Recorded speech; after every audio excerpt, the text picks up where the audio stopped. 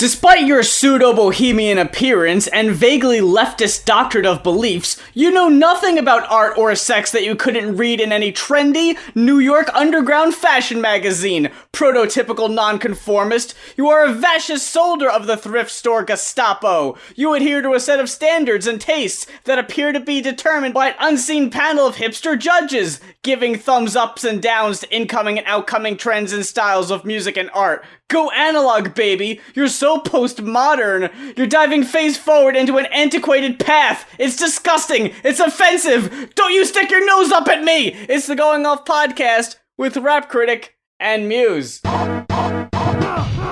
I want to talk about going to Texas and how, holy shit, the Six Flags in Texas is so much more epic than the one in goddamn Maryland.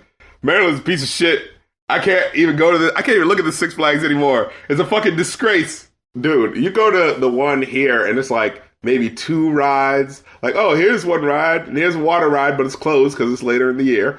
And then, oh, here's a ride over here. Here's a ride over...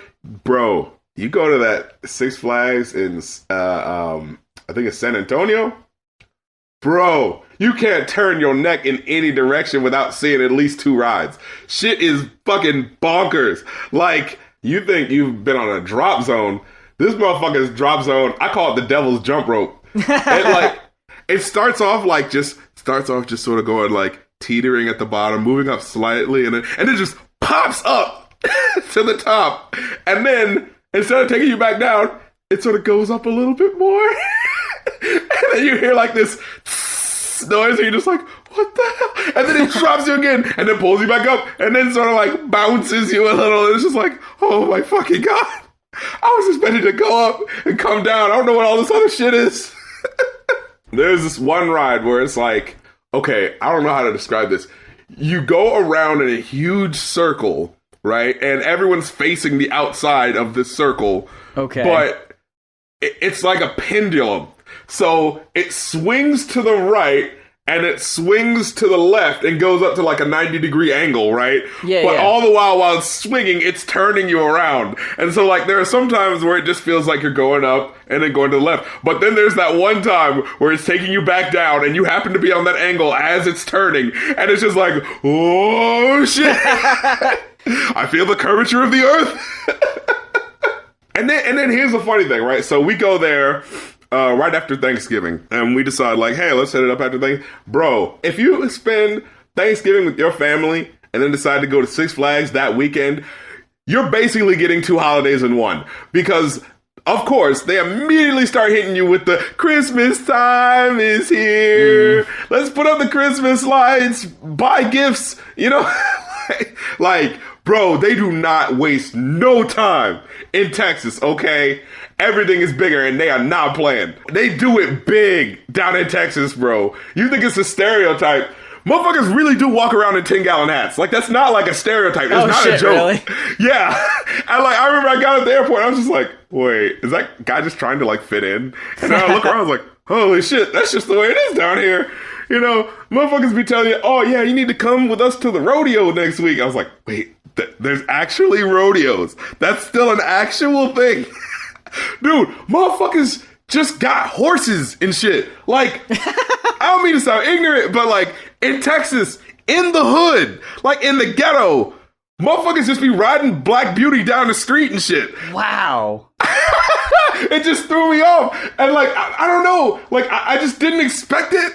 Like, cause like, I don't know about y'all, but like, the black people I am accustomed to when it comes to like living in the hood, people either walking down the street, they're on a bike, or you got a car, you got a hoopty. These motherfuckers got horses. Like, what the fuck? Like you in this like, you know, picture like a fucking, you know, old Juvenile music video, right? Like, like it looks like the hood. But somebody would just be going down the street on a Clydesdale. Why hasn't there been a music video from a rapper from Texas with this shit? I know! It was like, everything just looks like a normal, like, hood music video. But it's just like, wait, did that motherfucker just have a horse? And you don't even address it because it's just normal. Yeah. And, what else was it? So, we go down there. It's Christmas time in November. You know what I'm saying? They ain't shy about it either. Like, this is good old fashioned Christian Christmas. Like, and don't want to hear no two ways about it.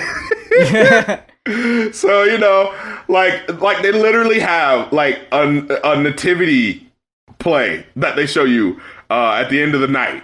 You know, of course, during the day, it's like the commercialized version of Christmas, but this is like, no, we're going to tell you the nativity scene, and they break it the fuck down. They got musical numbers. They bring out animals and camels and sheep and shit.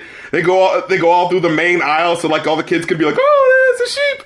Like, yo, they are not playing down in Texas. And dude, it was looking all pretty. They had this, it don't snow in Texas, so they had this little thing where it's like, you know how some theme parks will have that little overpass with the little, you know, the tunnel you walk through, and you know, in the summer it'll shoot out like a spray to, like, you know, cool you off. Oh, well, yeah. They had it shoot out like little bubbles that kind of look like snow, and they're playing they're playing like the Christmas time is here. They had the colors, and I was just like, oh my god, I'm feeling the spirit. I am feeling the spirit right now. You fucking teared up.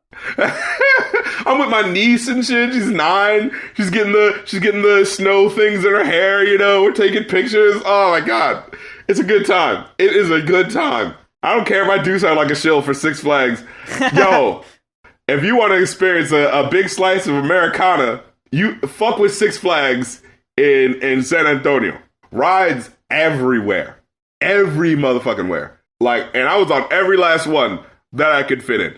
I gotta lose a little weight for the Superman ride, but the thing is, I'm not even that big. I'm just slightly too big for it. Like, the thing, like, it almost clicks in. It's just right there thinking, like, come on, now I can't do nothing about my thighs, man. Oh man, this fucking sucks. I can suck my gut in. Like, I can think that on that. I don't know how to make my fucking thighs smaller, bro. With me, it took me a really long time to get to the height requirement. Well, you had the opposite problem of me. Yeah, for the fucking longest time, it was like, okay, maybe next year. Maybe next year I'll be fucking tall enough for it, but... You know what sucks about that? There's literally nothing you can do about that. No, it's not like, maybe I could change my diet to grow a few inches taller. Like, shit doesn't exist. Mase and Cameron, going at it. 2 rappers I never personally cared about. Me neither. So, honestly. It was kind of like... Oh, okay. So... Where's this coming from? Yeah, I guess this is a thing that's just kind of happening now. Okay, what happened was Cameron came out with a new album, and in it, he dissed Mase, and apparently Cameron had been taking shots at him for the longest time, and so Mase was finally like, fuck it, I'm gonna come back at you.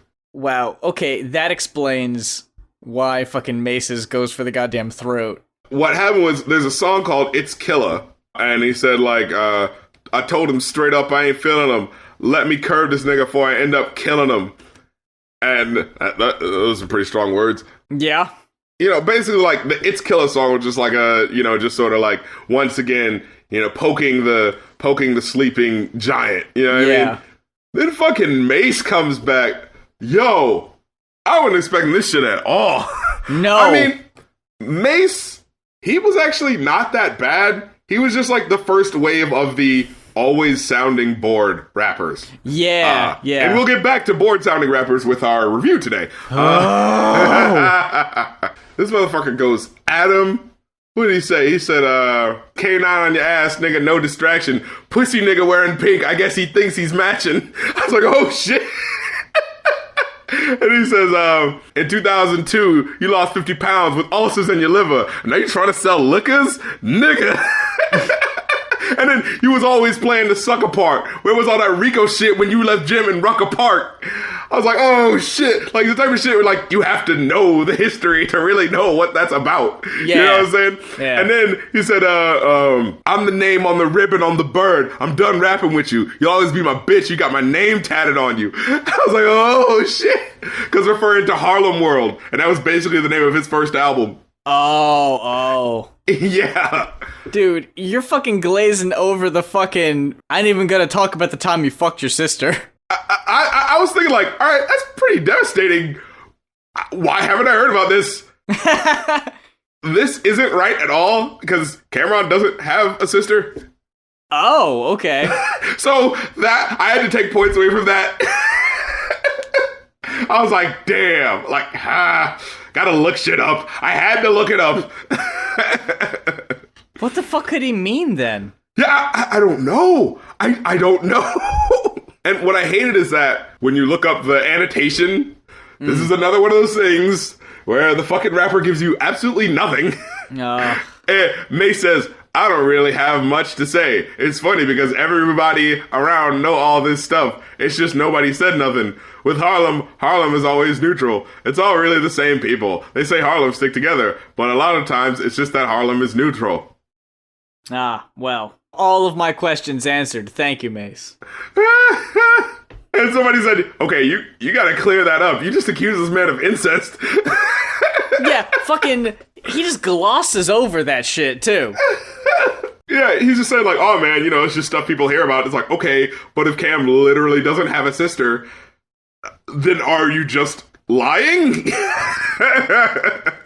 Mase came at him with them flames. Now Cameron responded like it wasn't anywhere near the amount of hits that Mase got in. Just like lyrically it was tight, and just musically it was tight. Like it set the stage.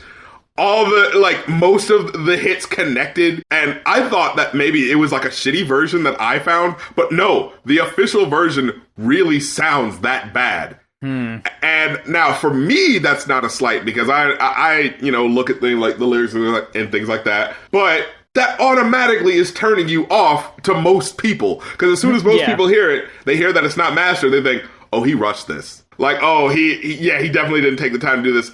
This guy already has a leg up. You know, Mase already has a leg up on what he said because his already sounds better, you know? And then he said, but he did correct him. He said, you opened up the door. I'm petty, ready for war. I ain't got a sister. Only sister I fucked was yours. Which sounds hard, but then, like, Mace's actual sister was like, no, he didn't. So it's just like, all right, well, this is just a dead issue then. We're at a stalemate here. He says, you know my deals, liquor, movie, and flashy kicks. How you talking deals? Your last deal was 96. I was like, ooh. I think the main one that stood out to me was when he accused Mase of, like, fucking Diddy or something. So, like, you let Diddy fuck you or something like that? Yeah, it's like I came in and I saw the dildo on the sink or some I was like, shit. That needs to be... What the fuck is up with that? Like, I get it in the fucking rap community that's seen as like a big fuck thing, but I'm sorry, for most people, just fucking accusing someone of being gay or fucking someone isn't really that big of an issue. But I just love the randomness of it. I'm just like, yo, I came in to use the bathroom and there was a dildo on the sink. What the fuck is going on? Like that is just a valid question. What the fuck is going on? What did I walk into? Exactly. He has a right to know, I think, at that point. Of course, you can frame that in the accusatory. You're living with this guy and there's a dildo in there. I mean, come on. What is this like? I mean... They probably do have chicks over sometimes. I mean, it is Diddy in the 90s. You know what I'm saying? And then he says, remember when you dissed rap, you said it was the devil's work. And that kind of works too, because wasn't there a time where he was like, oh, I'm not going to rap anymore because... Yeah, exactly. So it's just like, all right, so what's the deal with this? So he kind of calls him out on a couple of things. But I feel like Mase has way more punches. You know, has way more things that you can look at and be like, oh, wow. Oh, okay. That's the reality of this. You know what I'm saying? Mase took the W for this one. Yeah. Cameron should just let sleeping dogs lie, bro. And hopefully, we won't fucking see a round 2 to this one. Because every goddamn time we fucking cover these rap beefs, it always goes that one step too far where someone fucking embarrasses himself. Mm-hmm. And if fucking Cameron tries to come back after that, it's gonna look desperate. And you know that one's gonna be rushed. Yeah. It's gonna sound even worse. When Joe Budden, it just sounds like it's recorded in like a Tupperware container. Yeah, fucking Joe Budden did that shit. He did like the first diss and it was like, oh shit, 6 minutes of action. Yes, get him. Then Drake didn't respond. Yeah, and then he did another one, and he was just like, what are you doing? You're supposed to only hit him if he comes back at you. But when you just hit him, and then you do it again, that just looks like you're desperate. He decided you weren't worth his time. Yeah, and now you look like the loser. Yeah, like you're fucking still throwing rocks at his fucking bedroom window trying to get his attention. Exactly. He's fucking playing asleep. He doesn't give a fuck about your ass. And didn't, Remy Ma dissed Nikki. Mm-hmm. Then Nikki responded, and then Remy came back again, and it was like, alright. Yeah, exactly. It was just like, dude, don't do that. You have to let it stand on its own, because that looks a lot stronger. Yeah, because you know Nikki isn't gonna come back with another one. The thing is, if you do the diss and you get the bigger name to respond, that's a big deal. But Yeah. if you respond back, that immediately looks like, I really want you to do it to respond again. If you send out your diss and then you don't respond, because you know what it looks like? If you send out your diss and you don't respond, that looks like you feel that you've won. But if you have to put out another diss, that makes it feel like you think you didn't win enough the first time. Yeah, you just gotta put yours out there, wait, see if the bigger name bites. If they do, you just gotta fucking wait and see what the fucking public decides. You don't fucking, this isn't a back and forth thing. Very rarely do you ever hear about that, and if you do, the second one back and forth you never fucking hear about. Sheether came out and everyone was, it was all eyes on Nikki. What are you gonna do, Nikki? Because that went pretty hard. And then she came back with a response that was, whatever. But it was kind of a hit. So I was like, all right, well, and you kind of cheated because you got Nicki Minaj, because you got Drake and Lil Wayne. So people were kind of like, that's kind of whack. You know what I mean? You should have handled that by yourself. But it should have just been out there and been like, that's your whack joint right there. It should have just been like, see how she couldn't just come at me? See how she couldn't do it by herself? See how she needed help? See how she only had like 12 bars? And most of them weren't even really addressing me? You know, like, it should have just been like that instead of, I'm going to hit you with another song. Because it's like, no one was asking for your response. Because the song failed on its own. The song did not really hit you back, so it didn't work. You won. But now that you put out another diss song, now it's like, okay, now it seems like you need the attention, you know? And after you fucking give it time and you see what happens, Nikki's brother was convicted. Yep. So, I mean, she fucking had a point there. See? Now, this whole thing with Matt Lauer recently, he's fired from his job, I believe, for sexual misconduct. Personally, I mean, at first I would be like, yay, sexual harasser getting out of a position of power, awesome. But the more I think about it, there was someone that said, like, I feel like these firings are being done more to satiate people and to get us off of the company's case than to actually solve anything. Well, see, the thing with Matt Lauer is I saw another tweet about it. Someone who's actually in the journalism industry. It's been known for a long time. There is a long list of folks who have been, quote, terrified of Matt Lauer that they didn't want to come forward. Okay. The statement that came out from NBC was that they've only heard one complaint, but they're led to believe that this was not an insulated incident. Mm-hmm. So I wouldn't be surprised if more folks do come forward now. But the thing is, with Matt Lauer, like we had this conversation with Kill Bill a few weeks back about like the friendly faces you would never expect. Yeah. I would never expect fucking Mr. Where in the World is Matt Lauer to be a fucking... to be a perv backstage, sexually assaulting people, sexually harassing people, and that's exactly what these people play off of. They would never expect me. They're never going to believe anyone that accuses me. So naturally, he's been in the business for 20, 30 years. You have no idea how long he's been taking advantage of that. Mm-hmm. So now that the one person has come forward and broken that facade, it's just going to be floodgates opened. There's always, you see one roach, there's what is it they say? If you see one roach, there's probably a family of them somewhere behind a wall. You know what I mean? Like, yeah, absolutely. There's never just one. Yeah. My point is actually tangential to that.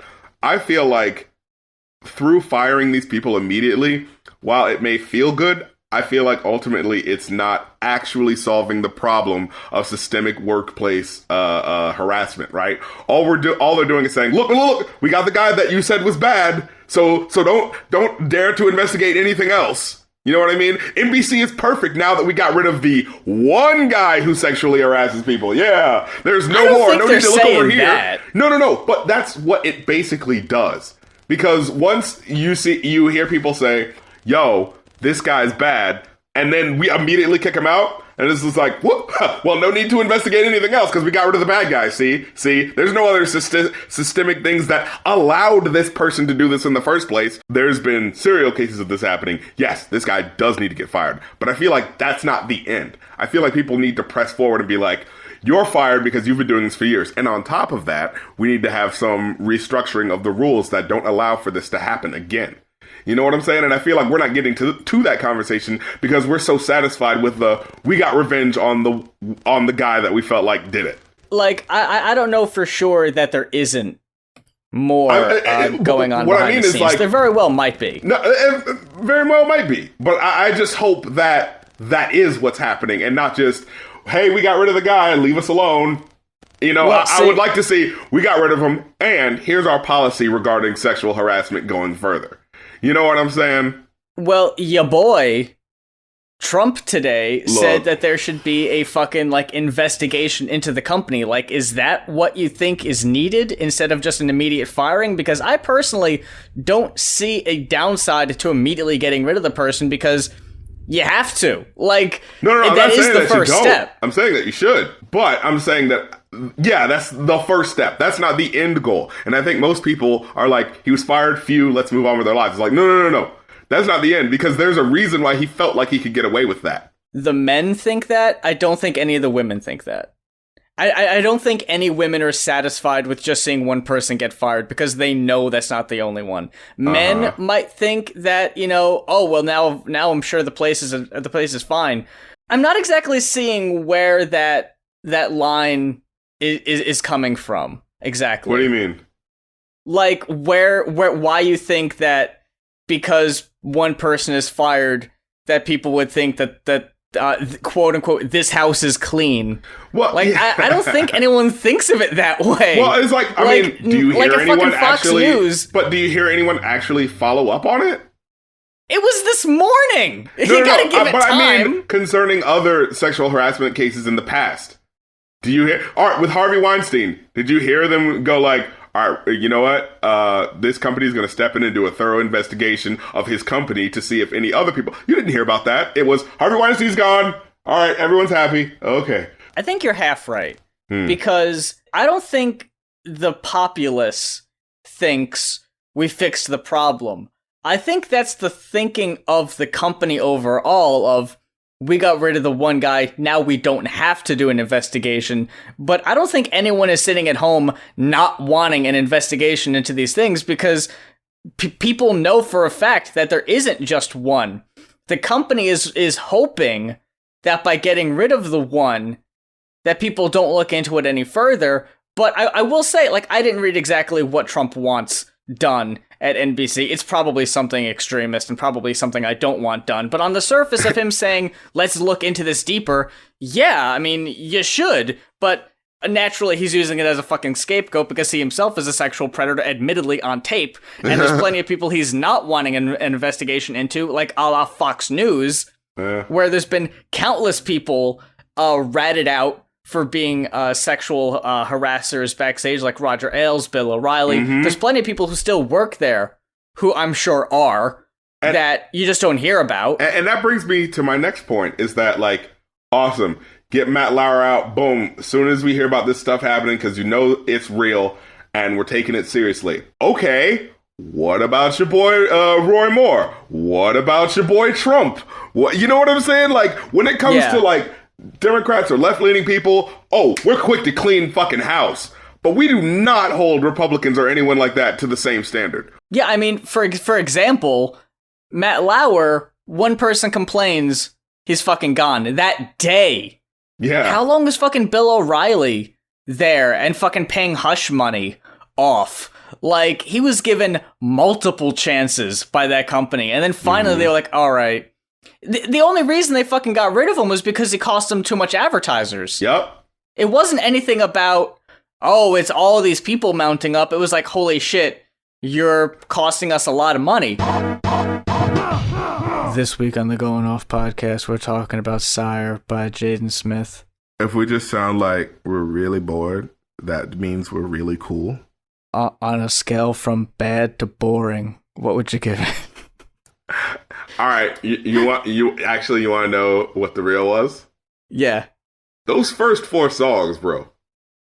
They fucking You really liked Blue that much? Dude, that shit took me for a ride. Because I just wasn't expecting it. Like, that shit was just go. When it gets to You... Okay, so here's the way the first 4 songs of this album function. They're both... all 4 of them are just letters in the word blue. So track 1 is B, track 2 is L, and so on. And then, like, the crazy thing about it is, like, songs don't feel like they end where they do. So it's just like this sort of free-flowing just thing that hits you. And when it gets to You, that blast of electric organ and the bass, I was like, Jesus, this shit is epic. I was not expecting this shit. First song kind of sounds like a Christmas song, oddly enough. Yeah, it does. It's timed very well. Just in time for the holidays. See, with me, B was okay. L, I thought was redundant. Like, it didn't really need it because it was kind of B again. Mm-hmm. U was alright. I don't even remember what E was like. But if dude doesn't mind putting a song on his album that's almost 10 minutes long, why would you split this thing into 4 tracks when it's basically one uninterrupted thing? I think it's kind of cool, though. It throws you off on first listen, definitely. Yeah. I mean, I did not know what to expect at all going in. I expected this to either be a self-indulgent train wreck, or really fucking surprisingly entertaining and kind of impressed me. And in the end, it was kind of both. Yeah, okay. It was very pretentious and very full of itself. It was kind of a train wreck. It kind of reminded me of Because the Internet, in a way. It's like a fusion of Because the Internet and, what's the name of that one album? The Kawaii thing. And the reason why I say that is because this album felt like it was supposed to have a story. Yeah, see, that's the thing. This is a pseudo concept album in the sense that there's an underlining story that pops up every so often. Kind of like going back to one of the earlier albums we reviewed, the Hail Mary Mallon Bestiary album. It wasn't a concept album, but after every other track, there was a story about Hail Mary Mallon trying to raise money to save a bowling alley. It's not a concept album about a bowling alley. It just pops up every so often. Now with SYRE, not all the songs are necessarily about this, but there's an underlining story of there's a mass murderer named SYRE, and occasionally there's like monologues about him and from him that kind of give you glimpses. Yeah, and his girlfriend killed him, but he can't remember anything, but he was shot on a street. And it's just like... That's the thing. I don't fucking get it. Like, I don't know what it was trying to say. Here's the thing with Jaden Smith. For the longest time, people dismissed him because it's just like, oh my god, he's the fucking... He's rich kid of Will Smith. He doesn't really have any real problems in his life.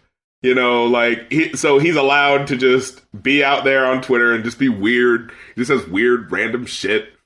And so, like, when it came time for his album, me personally, it's like, I didn't want to, automatically dump on him, but my expectations were kind of low. So I was just like, and, he's a young kid. Like, I don't care. Like, it's probably just going to be a fun little thing, whatever. The aspirations that I felt were going on this album were actually kind of respectable. Like, the musical landscape for this was just kind of like, whoa, it blew me away for the first half. The music and the beat work and a lot of the tracks ended up impressing me a lot more, and I don't know who produced this. I didn't see that. But a lot of the tracks, like, musically, I was just like, damn, like, I couldn't give a shit less what the fuck he's talking about. But the beat that's going on is pretty good. Like, this could have been put to good use with something else over it. But yeah, and a lot of times it kind of overshadowed him because in a lot of the later tracks, he does that annoying shit that a lot of indie bands do, where they put a lot of reverb on their delivery, so you can't really hear what he's saying, because it sounds like he's in a fucking hallway. And he slightly mumbles his shit. Yeah, like, you couldn't really call this mumble rap, but it's not like almost mumbling. there. It's just his mouth isn't fully open for some of the words, and you can kind of hear it like, okay, that's not how a person would say that word. You know what I mean? Yeah, but there definitely was the kind of the drawl, the kind of lazy delivery. Although his flow on a lot of the tracks wasn't bad. No, his flow is actually pretty cool. Like I said, the first couple of songs, it kind of goes back and forth between like singing and rapping and things like that. Yeah. And I really enjoy it. And like, you know, this shit he's talking about sounds so epic. It's like, oh, I'm about to save the world, but I can't because I miss you. And it's just like, I don't really know where you're going, but I'm enjoying it. You know what I'm saying? It's one of those. And then, like, here's the thing. Like, for the first couple of tracks, I'm being introduced to this world, and the way it's drawing out is sort of like, you know, you feel like you're going to get more and more of the story. But once you get about halfway through, either the story started to wane on me, or I'm just like, okay, could you just, like, actually tell me something? Or, like, is it just going to be... Because, you know, there's definitely a lot of points where it's just like, I'm totally telling you something that's so deep, you guys, but you just don't get it. But I miss you, girl. And it's just like, okay, well, which fucking one is it? You know what I mean? Like, you can't do both of this shit. Because now it just sounds like you went through a heartbreak, and this is your fucking, you know, this is your, what was that anime he did, apparently? That was shit. Oh my god, the fucking big Toblerone shit that everyone hates. Yeah, I forget the name of it too, but yeah, everyone says it's absolute dog shit. Yeah, where it's just like, I'm the superhero of my own anime. That's what this sounded like, the soundtrack to after a while. You know what I'm saying? Like, at first it was like, I'm rolling with it, because it's like, wow, I feel like we're on a new adventure. Halfway through, it's just like, okay, do you know what you're supposed to be doing with this? Like, is the idea that you're giving us the story out of order? Because, you know, there's things that he comes back to. And there's two ways that an album that doesn't give you everything can go, right? It's I don't understand all of this, but the way it comes at me, I can enjoy. I feel like I almost got there with this album. And then there's okay, I'm not getting this at all. What the fuck are you doing? Like, you know, and I feel like there's themes and stuff that comes back. Like, he reuses certain lyrics and things like that, where it's kind of like, oh, I'm kind of catching the story here. And it's intriguing at a lot of points. However, the song Lost Boy, great track. I love it. Yeah, really? Yeah, actually. Yeah, I didn't care for that one. But then halfway, like, at the end of the song, is like, yeah, this is how I want to end my album. Yeah, we always got to have a track like this at the end. You know what I'm saying? Yeah, shout out to this person. I'm like, there's still like 11 more tracks. What are you doing? Yeah, and he's doing all his thank yous and shit. Like, what if it was a joke and like the next like 8 songs are just blank? We haven't even made reference to the point that this album is 70 minutes. Yeah. That when you say halfway through, you know, because that's usually how long rap albums are. Not 70 minutes. Yeah, so like your listeners like, oh, maybe this is the end. And they're like, wait, oh, is this like a bonus track? Oh, there's 2 more tracks now. Well, what the fuck? No, oh my god. And he also kind of lost points where he's like, shout out to Rocknet. Oh, that's Hove calling. Like, shut up. Oh, ew. Shut up, you little pissant. Shut up. Fucking name dropping son of a bitch. What did you think of Batman? That track marked the point where I stopped liking the album. You texted me about the music video. And I had seen the music video, I think the day it was posted on YouTube. You texted me with a link to the video, and you just said, dude, he looks like such a dumb asshole in that Batman suit. That fucking made me laugh so goddamn hard I started crying. Just because you said dumb asshole. Like, he's unaware how dumb he looks. Yeah, like, that's the most blunt way that I can put it. It's just like, okay, come on. You've got to know this looks stupid. When Eminem dressed up like Robin, you know, he was doing it as a joke. Yeah. He didn't go on the street and interact with people. And do like a fake fight scene. Oh, it was kind of cringy. I will say, though, the suit itself is kind of cool. That song and music video encapsulated all the things I didn't like about this album. What I do agree. like about it is the points where it feels like it's really engaging and it's interesting, and there are these topics that are like, oh, wow, that's cool that he's bouncing to this and to that, and the music is really stretching your, brain and taking you to different places and shit. But what I don't like, it's the baseless pretension followed by things that seem like they should be jokes, but I'm not sure how serious he's taking it. Like I said, on an album with the song, with the first 4 tracks the way they are, and how sort of like the way they stretch, they sort of question what the beginning and end of a song is. It's sort of interesting, sort of play with that dynamic. And then you have fucking Batman, where he literally just apes the Jumpman flow. And it's just like, yeah. Really? All right, what? So it's just like, all right, this whole time you've been dancing on this line of whether or not this is ridiculousness for a higher purpose, or whether or not this is just stupid and over the top.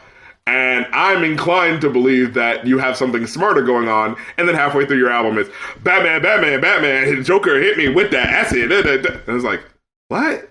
And that's what I hate. Like, there are points on this album where it feels like he's going for something greater, but then he'll randomly just do like brag rap, basic brag rap shit. And it'll just be like, I thought we were aiming for something higher. What the fuck is this? That's why I had such a problem with Icon. If someone does a brag rap song, right, they can do it in a way that I don't mind, but you need to buy it. The problem with Jaden Smith is that, in a way, we know Jaden Smith's story. We know he's, spoiled little rich kid. You know what I'm saying? He doesn't have to work. He doesn't really have any real problems. So if you're coming on a track saying, oh, I'm going to save the world, I'm going to do this, automatically you're kind of like, yeah, okay. You know what I'm saying? He kind of hits me as the hip-hop Lena Dunham. At least on Twitter. On Icon, which I didn't know that it was going to be this going in, but first of all, it starts with a really annoying sample, which is a shitty way to kick things off. And then, the whole song is about how he's a living icon. Yeah, it's like, because of what? That's such a douchey thing to say on your first album. I'm a living icon for fucking what? Yeah, exactly. Like, what have you done?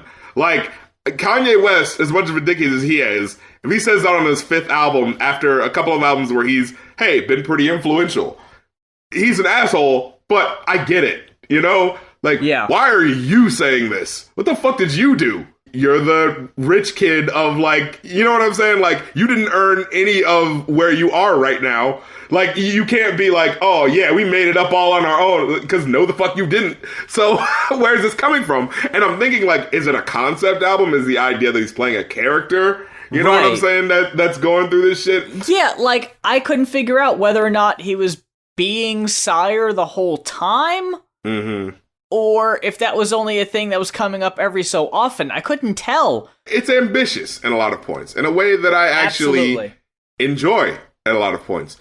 Problem being that, like I said, halfway through the album, it just devolves into the brag rap shit, and the thing is, he's not particularly great at that. He's good at stringing some words together. He's good at giving you a story that is like, I think I want to get into this. Yeah, where's he going? But when he's just bragging like fucking George Jeff, what the fuck was that? Yeah, my name is George Jefferson, the male Maleficent. You don't know who you're messing with. I ran for president. What?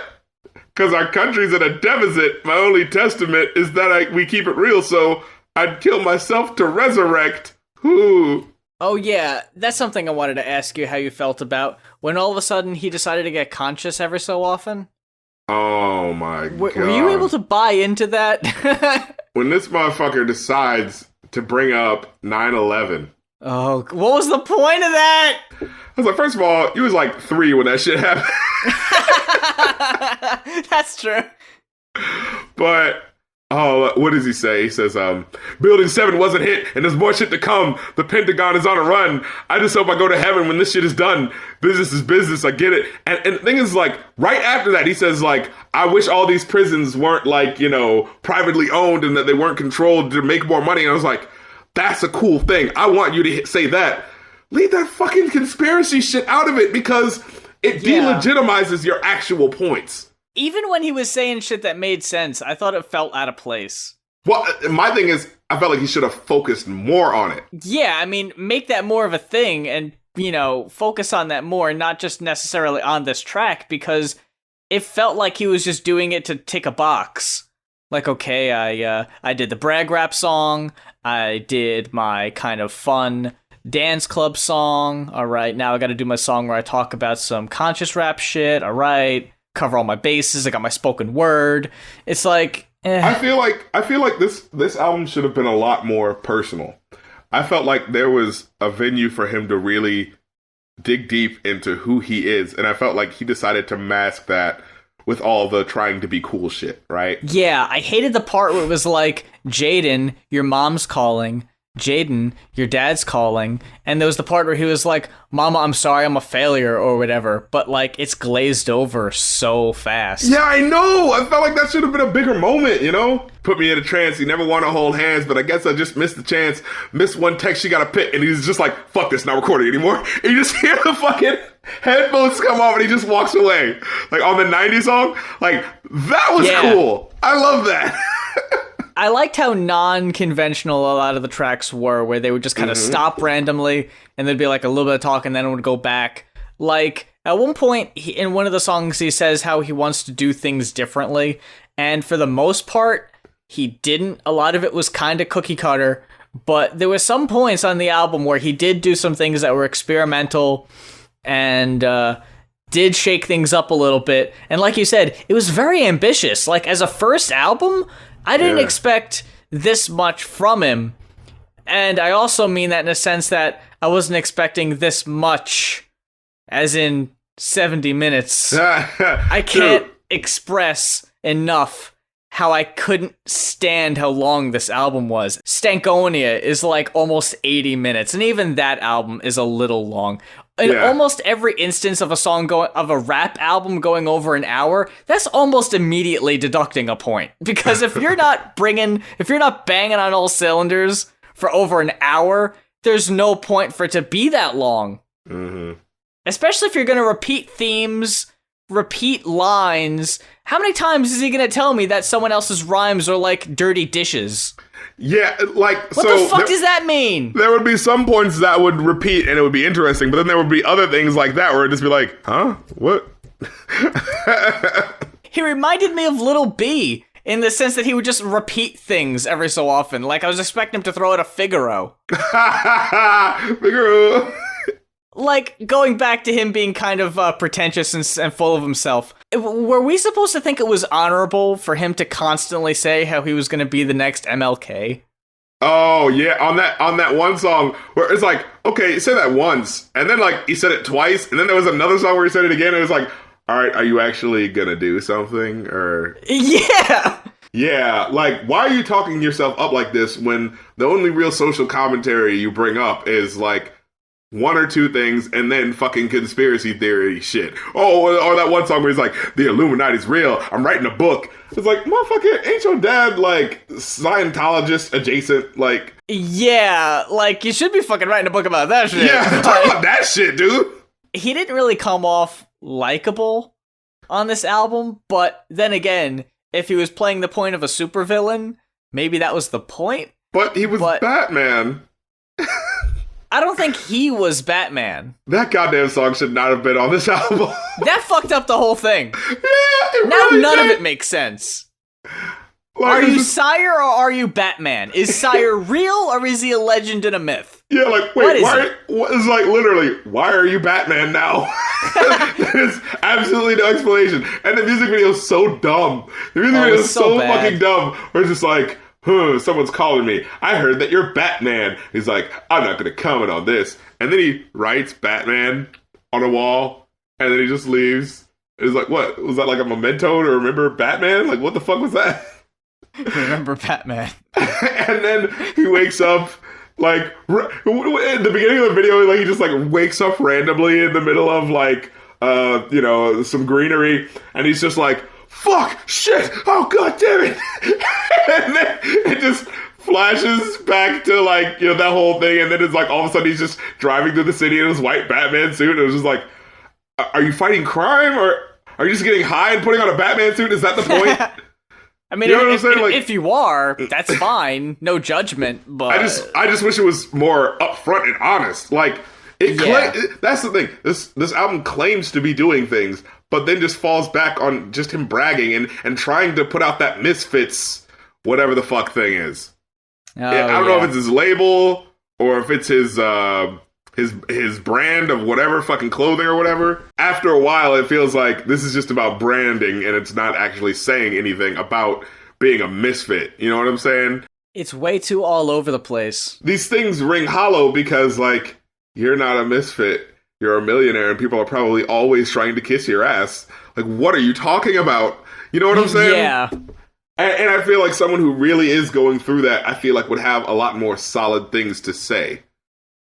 This feels like he wants the aesthetic of that cool guy thing, but he doesn't have the focus to really say anything that cogently makes up a full album. So the sort of disconnected moments on a lot of the songs, at first they seem like an interesting motif as like, I'm an incomplete person and I can never fully complete something, and it always jumps to the next thing. But after a while, it goes from feeling like a motif to a flaw. You know what I'm saying? Yeah. Like, it's like, do you know what the fuck you're doing at all? Like, you know what I'm saying?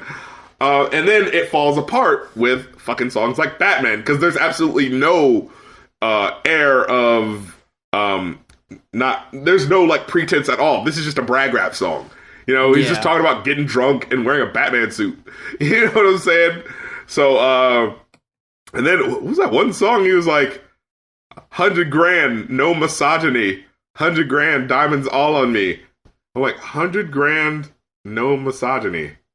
Like, what? You know, there are albums that can be a beautiful mess in a way. Sure. I feel like this didn't commit enough to the bit to really make it work, but there are some really interesting and fascinating, and if you're like a young kid listening to music, very like engaging moments. A lot of I hear a lot of the influence of Childish Gambino, which is interesting because he name drops Kendrick the most. But I'm like, you don't have enough focus to be Kendrick, bro. No, fuck no. Don't even fucking go there. Yeah. So it's like he wants this. And I still don't get the my name is George Jefferson, the male Maleficent. Like, George Jefferson wasn't a like what? Like fucking George and Wheezy on that show? Like, he's not really a formidable character. You know what I'm saying? It's like, where the fuck are you going with this? And no, you didn't. You did not run for president. You're literally not old enough to run for president. Like, this whole thing felt like a vanity project, like a thing he just wanted to do. And that's great, but in that same vein, it's just very self-indulgent. Yeah. And it's like, I can't go along for the ride on most of that. It starts out pretty good, especially it's focused when you got 4 tracks that are all kind of, there's like a theme going on, but there's just so many negative aspects of the album that, like, I can't rate it favorably as a whole. Like, individual songs, there are some songs on here that are great and worth checking out and listening to, but overall, it's like, I'm thinking like somewhere between a 3 and a 3.5. Yeah, I would actually say, you know what, 3.5. Like, after talking about it a lot, 3.5. There are a lot of great moments and great ideas. I just feel like he's being pulled in a lot of directions musically, and he's not reflecting that in a way that's cohesive or fully enjoyable, because, like you said, halfway through, it's like, okay, what did you want to do here? Are you trying to be the conscious rapper? Are you trying to be the flashy rapper? Because it feels like you're trying to do both, and you're not being able to fully commit to either, and you're still trying to do the cool guy talking like this, like, I don't really care voice. And so it's like, well, if you're trying to be this ambitious, like, you can't try to be this ambitious and then try to sound detached. Like, that doesn't work that way. You have to sound like you care about this. That about wraps it up for this week's episode of the Going Off podcast. Thank you very much for listening. If this is your first episode, your first time joining us, all of our old episodes are on SoundCloud. That's soundcloud.com/goingoffpodcast. Or on iTunes, just search Going Off Podcast. You could download all of our episodes, listen to them wherever you go. Follow us on Twitter, follow us on Facebook, check us out on Patreon. And until next week, for the Going Off Podcast, I'm Muse. And I'm the Rap Critic. And I'm not going to hold you. Shout out to Whole Foods.